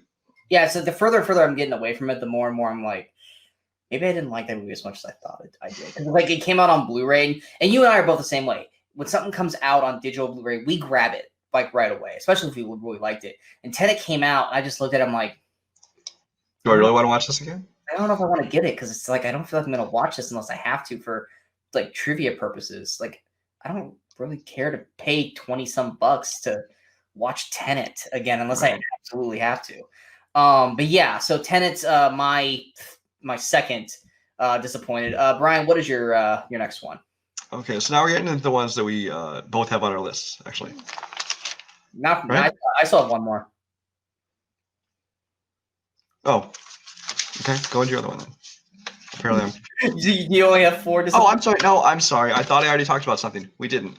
My fault. Okay, so I still have one more before that. Another one that people are gonna maybe scratch their heads on why I put this on my disappointed list is Fantasy Island. Oh yeah. Okay, so here's the thing with Fantasy Island. I don't think everyone in this movie with huge expectations, but here's the thing: is when I first heard they're making a movie of Fantasy Island, of course my first thought is that they're going to do what they've done with all of the 80s TV shows, 70s, 80s TV shows they turn into movies, is that it's going to be like almost like parody of it, a comedy. They did it with Starsky and Hutch. They did it with I don't know, Chips. They did it with Charlie's Angels. Bewitched and Charlie's Angels and all these kind of things, where it's like they kind of take a comedy approach to it. So I just wrote it off. I'm like, okay, whatever, it's going to be what it is. But then I heard that they're making. I don't know. When I first saw the trailer for it, it's the first time I knew anything about it. The trailer came out, and I'm like, whoa! They're taking Fantasy Island and turning it into a horror movie. They're doing a whole different twist on this, and this could be very, very interesting. I mean, just the idea of like there's so much they could do with this idea. So I go into this movie with this, now these new heightened expectations. Not that it's going to be the best movie ever, but like, hey, this is going to be a fresh, fun new take on it. And it wasn't. It's I don't even remember a lot of the details about the movie, to be honest with you. I didn't see it. That was one of those, like, I was intrigued by it because Blumhouse usually has a really good batting average on horror movies, and it was one of those, like, I meant to see it, but it was like came out on Valentine's Day, And I just Mhm. had so many other things that, like, a lot of things came out on Valentine's Day, and I just had so many other movies to see that I didn't get to this one. And then I just heard it get just verbally attacked by everybody. I'm like, all right, I Well, get I actually I just glanced at my original review of it just to remind myself, because honestly I don't remember a lot of the details about this movie, and that was the problem with it, is that I was as I said there, I was ready to just write it off, for most of the movies, just like this mediocre, just another horror movie. But then like the ending they take this twist, which it's just so ludicrous and stupid. It actually made me hate the movie as a whole, and so that made it, it was already going to be disappointing. But then by the end of it, when I just hated the movie, I'm like, okay, now it's definitely going to make my most disappointed list. And another thing about it, it's directed by Jeff Wadlow, who did Kick-Ass 2, which some people don't like, but I like that one. But so I expected, maybe he could bring something new to it, but no. To me, Kick-Ass 2 was good until Jim Carrey's character got taken off the screen. And then it just fell apart after that. That was one of those that's like I said, I was intrigued, and then I heard how bad it was, and I just kind of turned away from it. And I still to this day have not seen it, and it's actually cost me a trivia match because I hadn't seen the damn movie. So, so Fantasy Island. My next one. This one of the remaining disappointed movies, like the next one that you and I are going to talk about before this one, that one hurts you. That hurt you. This one hurt me. The main one we're talking about, it didn't hurt either one of us, but this one like physically hurt me to my soul, because this is a remake of a movie that as a child I loved. I remember watching this movie with Okay. my mom. I remember watching this movie as a kid. I remember being scared watching this movie, but then loving the movie to the point where I just kept watching it over and over again. And when I first heard about this film and who they had casted and who was directing it, I got so excited. And the first trailer, I was like, oh my God, this is going to be so, so good. And it wasn't. And that is The Witches 2020. I love the OG Witches with Angelica Houston and just her. There wasn't really any other big names in that movie. Rowan Atkinson was in it. Oh yes, Rowan. Yes. He's the hotel manager. How did I forget that? That movie is it cheesy to the max? Yes, but as a kid, that movie, like Monster Squad, like you watch Monster Squad today, like, oh my God, this is not good. But as a kid, like that and The Witches were, fuck yeah, they were great. So when I heard Anne Hathaway is taking over the Houston character, Stanley Tucci is taking over Rowan's character, you add Octavia Spencer, who I still, even though she gets a lot of prestige now, is still a criminally underrated actress. I was like, this is gonna be so. And then you have Zemeckis directing this, and it's like, this can't fail. This is gonna be so good. I'm so excited, and the movie is just not good. It's not. It's still too recent that it still hurts to talk about it. Anne Hathaway's fine in it. There's nothing wrong with Anne Hathaway in this role. I think she does a really good job. Stanley Tucci's underutilized in the role, and this Tucci to me is a fantastic actor who deserves more credit for what he gets, and I think he gets a plenty of credit, but he just doesn't ever get enough stuff to do. He was always playing like the smaller parts. Octavia Spencer, she's fine in it. It's just they do one real weird casting choice. They added a third mouse in the film, which I believe it was only just two mice in the originals. It was the fat kid and the main kid, who is known in the movie as Hero Boy. Don't even give him a fucking name. Just like in Tenet, John David Washington is the protagonist. They don't even give him a fucking name. In this movie, the main character kid which he had a real name in the OG movie, and he's Hero Boy. And I'm just like, okay. But they add a girl mouse in this, and they're supposed to be kids, but they asked Kristen Chenoweth to be the girl voice because she's got a squeaky voice. I'm sorry, you can tell right away that is a fucking female. That is a female voice with a bunch of kids, and you're supposed to believe that she's like 10 years old. I'm sorry, she's not. I actually like her, but it was the wrong casting choice to pick her to play a girl. And then one of the best story elements or the scary elements of the OG series was the story of Octavia Spencer's friend who messed with the witch and she got stuck in the paint. Did you ever watch the OG film? I watched it for the first time this year. Okay, so the story of the girl in the painting. Her friend gets tricked by the witches and gets put in a painting. She cannot escape, and she grows old in the painting until she eventually dies and disappears. That is horrifying for a kid to watch that. And I was so excited to go, I can't wait to see what they do with this in this modern one. And in the modern one, the story that Octavia Spencer tells is so bad. It comes off comical and just utterly ridiculous to the point where I'm watching it and I'm just like, oh crap, you just lost me on this movie. And it's even the practical effects for Anjelica Huston in the OG series, she looks amazingly horrifying as the High Grand Witch or whatever we call her in the movie. I'm blanking on it right now.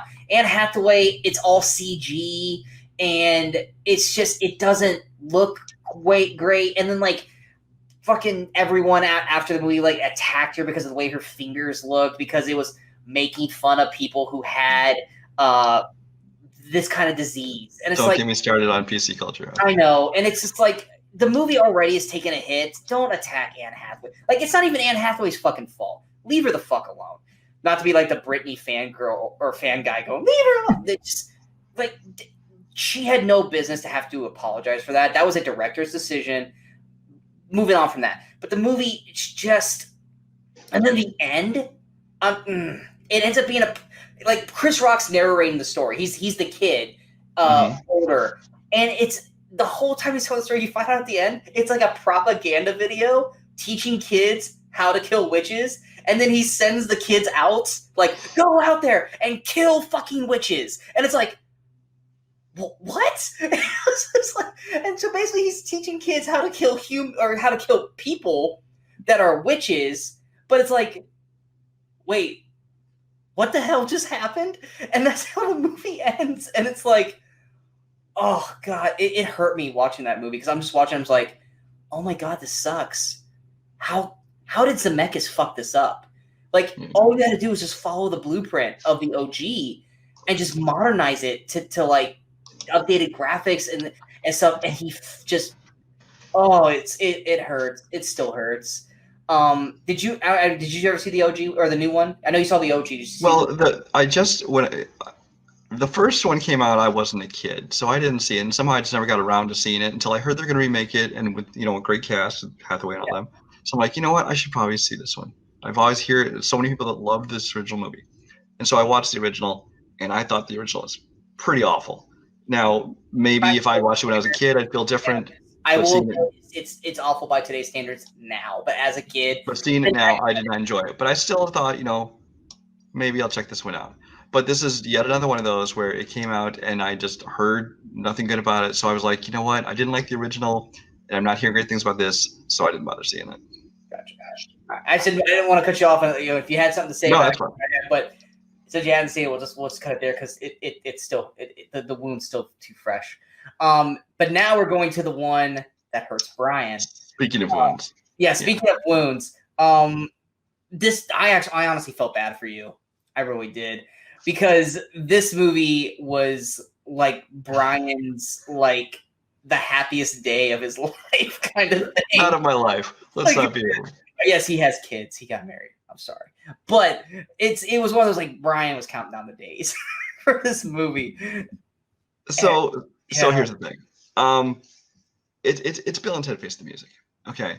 So the first two Bill and Ted movies, I've loved them forever. I've watched the movies so many times, and it's one of those things, these properties where you hear like 10, 20 whatever years later they're gonna make another sequel to this, and sometimes you're like, it's not such a good idea. It might just feel like a cash in. All these kind of different excuses people made of why it might just suck, but it's like this is a movie that for decades the people behind it have been wanting to make a sequel to it. But they wanted to wait and get the story right. Keanu Reeves, who of course is a huge star now between The Matrix and John Wick and everything else he does, it's like he obviously doesn't need the paycheck, but he wanted to come back because he loves the story and he wants to do this character. So, they finally got a script. They got a director, the director of Galaxy Quest. You know, and you get this movie together, and you're like, we're finally gonna be able to make this movie. So I'm like, oh great, they're finally gonna make it. Everyone's happy with the script, all these things, and it comes out, and I think the first line of my review was, I have not been this disappointed since Indiana Jones and the Kingdom of the Crystal Skull, if that tells you anything. Because I mean, really, For from the first, anyone who doesn't know, Brian is a huge Indiana Jones fan. absolutely. So that means a big thing for him to say that. Continue. Absolutely. But really, from the first scene of this movie, I could just feel my heart sinking, because it just, first of all, it looked and felt cheap. Now, I knew this wasn't going to be an expensive blockbuster, but this looks like a movie that was like funded by Kickstarter. I mean, the effects were not great. Even just like the sets and the acting, it seemed like something that they threw together on a really low budget, like it was made for VOD. And this wasn't. This was going to go to theaters. But having watched the movie, I'm like, was it really ever going to go to theaters? Because it certainly doesn't look like a theatrical film. So there was just the look of it, for starters.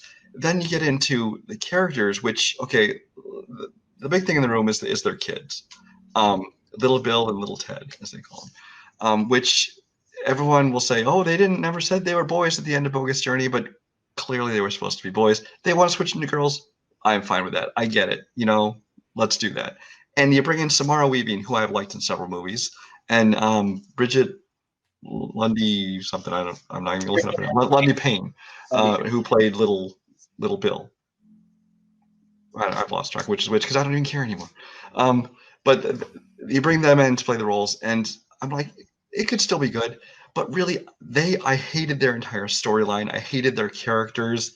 They didn't even seem like characters. They seemed like they were doing caricatures, like they were on a Saturday Night Live skit, like trying to do an imitation of like a female version of Bill and Ted. Whereas Bill and Ted always felt like real characters that you were following.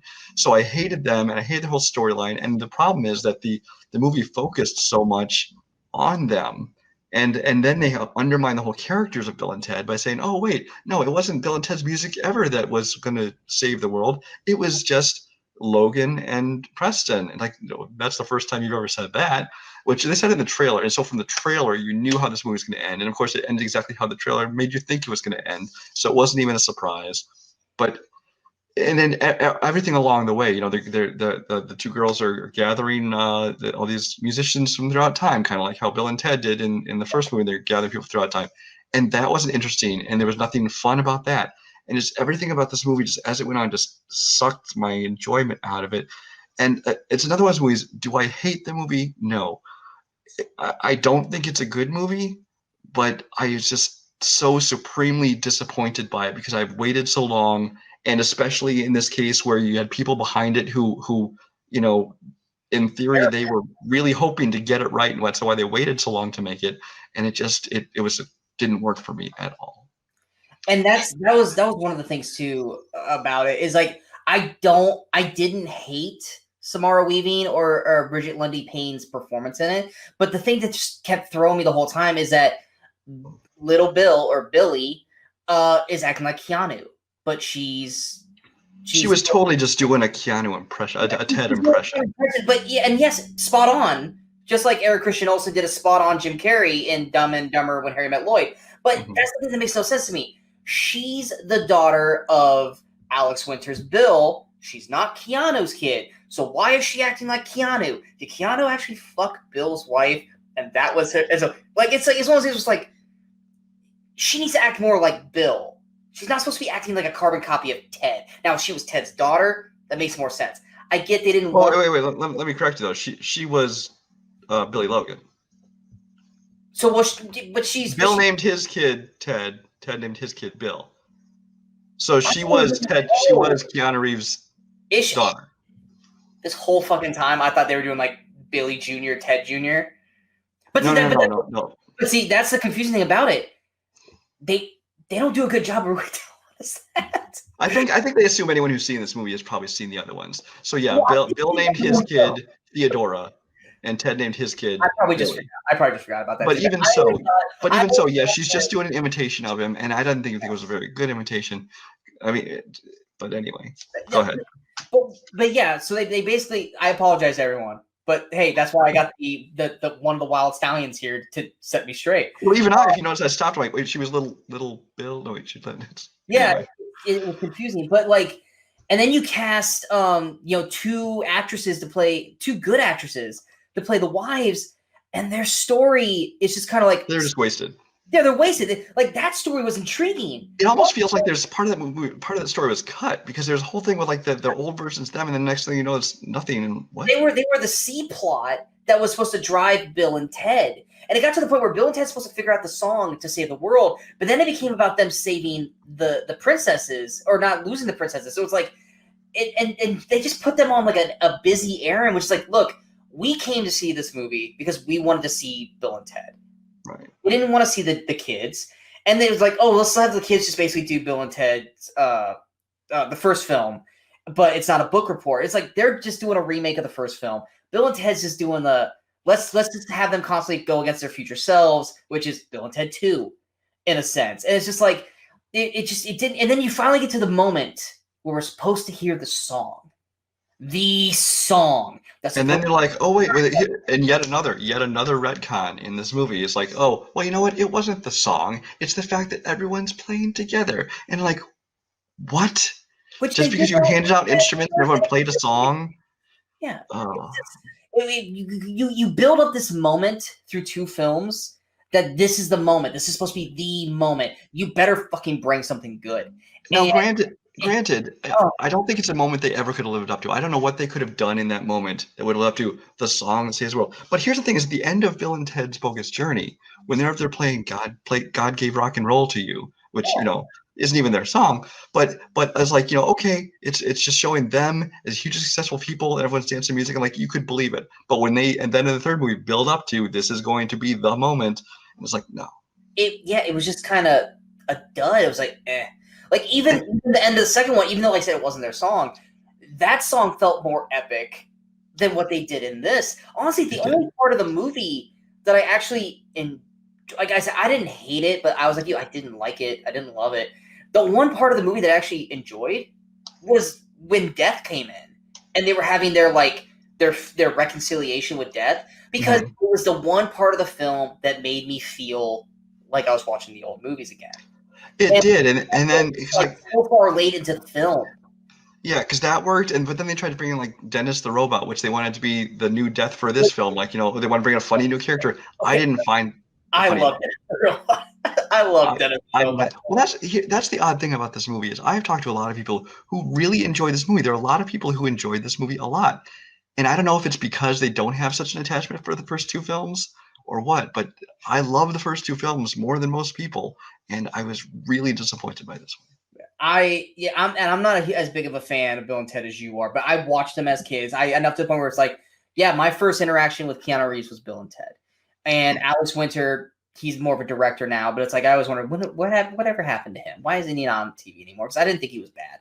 But no, I liked Dennis. Dennis the Robot killed me every time, but that's because I love that actor. Anthony Carrigan, I think he's fantastic. If anyone who's ever seen Barry, Bill Hader's show, he's fucking great on that show.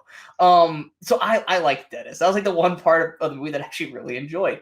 But yeah, it's just it was a bummer, but it obviously wasn't a big of a bummer for me as it was for you. But like I remember watching it going, wow, I don't like this. I wonder how Brian and Ethan, because Ethan's just as big a fan as you are, how bad they're feeling. I was like, maybe they really love it. Yeah, and it was like, maybe this is just not my thing. And then you guys were both like, this is a very sad day. And I was like, oh no. Like I was hoping like maybe it was just me not getting it, and you guys would be like, it was great. But no, you guys were just like really sad. I just felt so horrible for you guys. So yes, while The Witches hurt my heart, Bill and Ted Face the Music crushed Brian's heart. Now that we got the hurt out of the way, let's talk about the movie that we really just want to rip apart. This is our and I will admit, if we're going by hindsight, The Witches is probably my most disappointing movie of the year. Bill and Ted Face the Music is probably Brian's most disappointing movie of the year. But we're going to talk about this one because it's the most recent. It's probably got the biggest eyes on it. And like I said, this is probably the new Last Jedi conversation where people are getting very, very defensive about liking it and hating it, and they're starting fights. If you go on Twitter, oh, the fights for this movie are reaching exponential levels already, and that is Wonder Woman 1984. Now, look, for me personally, I am not as big of a fan of the Wonder Woman film as a lot of people are. A lot of people are like, that's the best superhero movie, blah, blah, blah. It's not.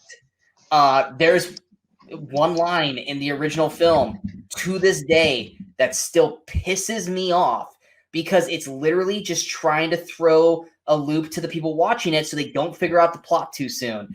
And has no bearing on the rest of the fucking film except to fuck with the viewers watching it. And that to me is shitty writing. It's poor writing. You could have done everything in the film the right way and everything still would have made sense, but you had to throw in this one line to fuck with people, and that shit pisses me off. And the whole third act is the whole third act.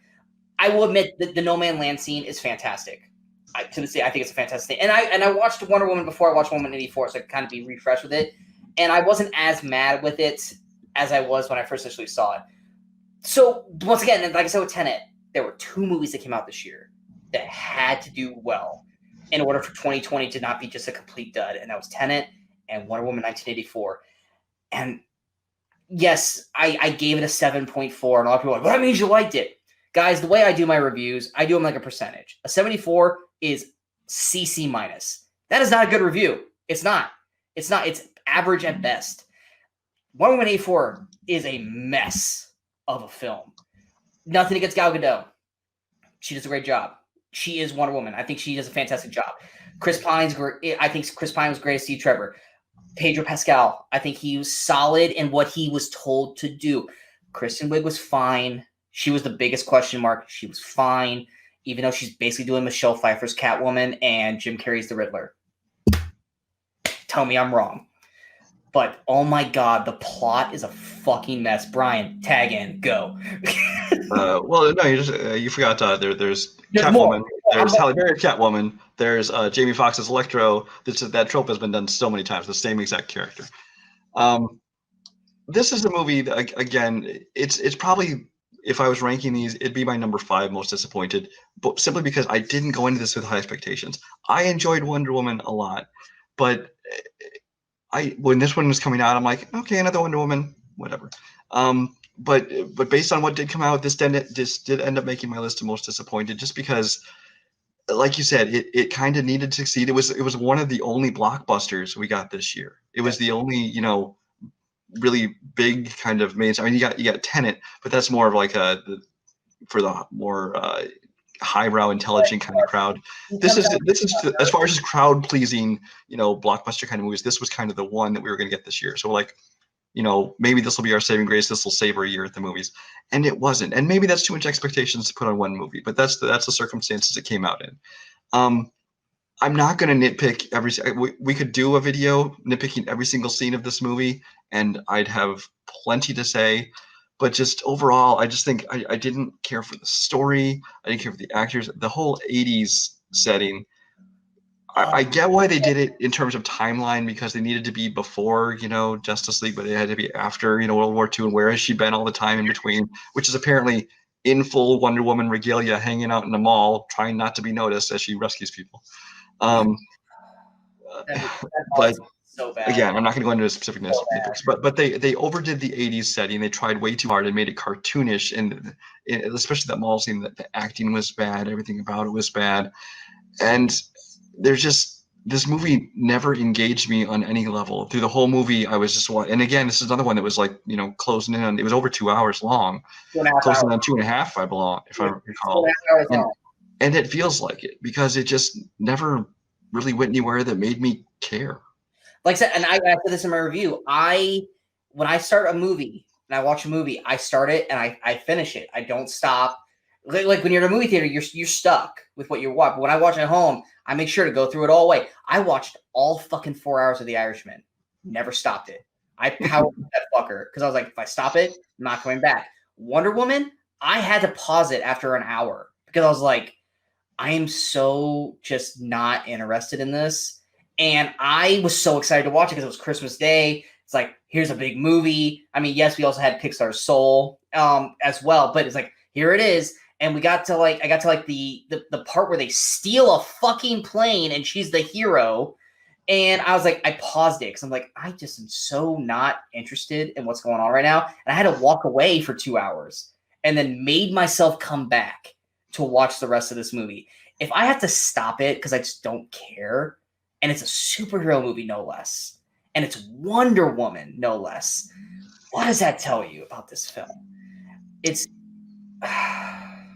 Yeah, it really is just a matter of disappointment because I mean the first movie, I think while I don't think it's like the best movie in the world, I think it showed like wow these DC is finally finding a way to make these movies work. They're giving everyone even though they're going to be together in some of these movies and things like Justice League, which we won't talk about that, but they can do their own movies and each one can kind of be their own thing. And like this, the first one had that World War II kind of setting to it, and it World War One, sorry, was one, yeah. Yeah, World War One setting, and it really worked. Like you said, the No Man's Land is one of the best things about it. But then, so I think the expectations on this one were just high, and this one is just kind of like this is just like another throwaway superhero movie with kind of a stupid throwaway plot. They're giving her powers she's never had before, just they can shoehorn in things like the invisible jet, and it's like, oh, okay. And the catching lightning and the lasso. Oh yeah, you can lasso lightning and clouds. Apparently, can you can swing, and then they can basically fly because they wanted to give her flight now. So there you go. And just her whole lasso thing was just bugging me the whole entire film. Like at one point, she's saving kids and she runs out of enough slack that she falls to the ground, but yet she could throw the lasso 1,000 fucking feet in the air and catch a plane. Explain to me the fucking parameters of this fucking lasso. It's a plot device. It can tell the future. It can show the past. It can be a voice box to the entire fucking world. But here's the thing: is this is nowhere near my worst of the year list. It's not. It's probably about halfway down my list because is it enjoyable on some level? Are there scenes I enjoy? Are there things about it I enjoy? Yeah, but it's just kind of it's another movie that's just there. I don't actively hate it. It sounds like I do when I harp on certain things. Yeah, but it's just there. Yeah, it's just one of those because, like you said, there was just so much writing on this movie to be this huge thing because of how successful the first one was, and because of 2020, there was just so much writing on this movie, and it just is way too decisive on what it was and what it was trying to tell you. And there's too many people going one way or another on it. I was fine, but I'm leaning more towards dislike. But I was okay with it. But I disliked a lot of things, and there are a few things that I did like about it. Like I said, I still gave it a decent review, but even my review, I'm bashing a lot of stuff. But I was like, it's still fine. But it's just it's in terms it's disappointing because the first one, even though I have my personal issues, the first one had set such a fucking high bar. So I mean, Dark Knight was the same way. Dark Knight Rises was no way going to be as good as Dark Knight because of Jared Leto. Jesus Christ, Heath Ledger's performance. God, Jared Leto in that movie. Okay. Yeah, I can't get rid of Jared Leto for crying out loud. But Heath Ledger's performance, it just no way Tom Hardy's Bane was ever going to reach it. Same thing with The Matrix. There's no way Reloaded or Revolutions was ever going to hit Matrix level. We knew that it was not going to happen, but it didn't have to be this decisive. And it's just one of the things like there's too many plots, devices going on. There's too many hanging storylines. They don't get cleaned up. There's just a lot of plot holes going on. Oh, so many plot holes. And there's just so much wrong with this movie that it has to be up there in terms of most disappointed because they could honestly, and I hate to say this, they could have just thrown a softball at this and just kind of went by the numbers. And it would have even if this had been another superhero Skybeam villain movie, it would have been better than what we got. It could have been so simple with this, and people would have been like, it's a solid sequel. Could they have maybe risked some things? Yeah, sure, but it was good. But no, they tried to do so many different things, and it just was a mess. And like you said, yes, could we attack the fuck out of this for a whole another hour and a half? Yes, we could. And would it be a lot of fun? Yes, it would. But we're not going to because we've already talked about so much stuff for this list. But that is the culmination of our 2020 review, worst and most disappointed movies of the year. I hope you guys enjoyed this because, like I said, I love talking about great movies, but I also love shitting on some movies that deserve to be shit on. And having Brian here also makes it great because Brian's funny as hell, and when he doesn't like something, it's really great to listen to him and go back and forth. So I hope you guys enjoyed these first 2 episodes of the movie Crusaders as we finally shut the door on 2020. Hopefully the theaters open back up here soon in a safe way. And hopefully all these movies that we were supposed to get in 2020, we finally get to see. And then when we do this video next year, it's going to actually be really hard for us to come up with a list because there's so many options of good stuff, not bad stuff. But and that's what we're going to lead into with our next video is Brian and I will be going over our most anticipated films of 2021 in the hopes that they're actually going to come out in 2021. But I hope you guys enjoyed this video. If you guys did, hit that like, share, subscribe button. Go ahead and leave your comments below. Do you agree with our picks? Do you not agree with our picks? What were your worst films of the year? What was your most disappointing films of the year? Let us know, whether it be on the comments of this video or on any other social media outlets you see below. My name is Sean Wasserkrug. I'm always going to fuck this up. That is Brian Michaels. It is now 2021. We are officially into the new year. This video probably won't come out. Yeah, this video is probably not going to come out until like the second or third because it just takes way too long to edit these things. But just so you guys know, it is like 1 a.m. New Year's Day. But yes, this is the movie Crusaders. And until next time, everybody, in case we don't see you, good morning, good afternoon, and good night. And have a happy new year and hopefully a way better 2021. You're still here? It's over. Go home.